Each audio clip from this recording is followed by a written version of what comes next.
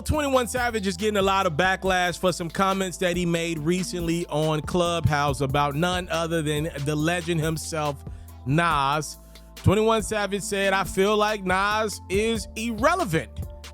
He went on to get on Twitter and try to clean up these comments.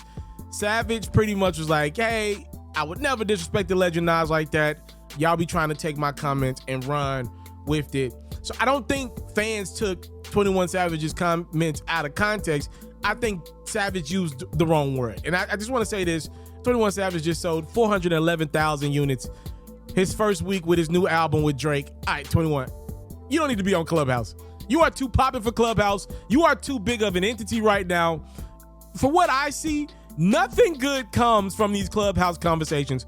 But I really like 21 Savage. I've had the pleasure to meet the brother a couple times during his backpack giveaways. I am going to do my best to try to explain to you from my vantage point. I ain't talked to Savage or nobody in his team what I think Savage was trying to say.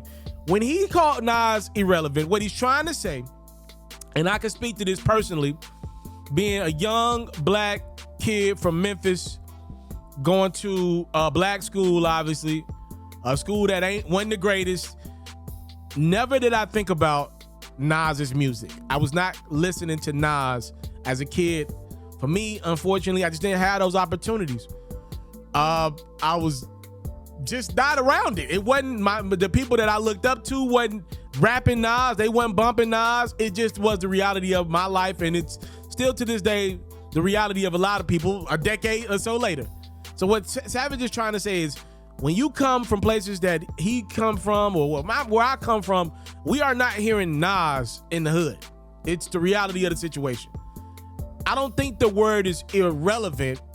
I think what it really is his music doesn't reach those places outside of that region that he's from. You know, look, as an adult, I've been able to enjoy.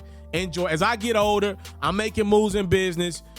I can more comfortably listen to Nas's music, consume it, digest it, all that great stuff. But young 13-year-old TALIAFERRO, I couldn't listen to it. I didn't want to listen to that. I wanted to be turned up. Now, as I'm 28 right now, obviously I'm growing. I'm in a different place of life. Things are happening. I'm thinking to myself, damn, I just missed out on a really dope MC, an artist that, honest to God truth, is one of the greatest rappers ever. Nas is great at rapping. I'd argue that he's a better rapper than 21 Savage is. But if you're asking me, as a kid, and sometimes, hell, even to this day, do I want to sit back and listen to Nas over 21 Savage? Oftentimes, it's no, because I want to listen to something with a little more beat to it. Sometimes I want to hear, Savage talk that talk the way Savage can talk that talk. Again, does that mean Nas is irrelevant and only has a core fan base? I feel like that's a harsh way to put it, and I know Savage didn't mean it that way. The reality is the reality, though. Nas's music is not reaching a lot of hoods in America. It's not that the brother ain't rapping his ass off, ain't trying to speak for his people. It's just upper echelon rap that oftentimes needs to be listened to when you're sipping from some wine, or you're already in a decent place in life, or you're doing well. It is tough to get people who are dealing with a lot of issues day in, day out in America, all around our country, especially black people, to comfortably listen to Nas with a lot of the realities of America. That's what Savage was trying to say, I believe. The word irrelevant is the wrong one to use, because Nas is a legend.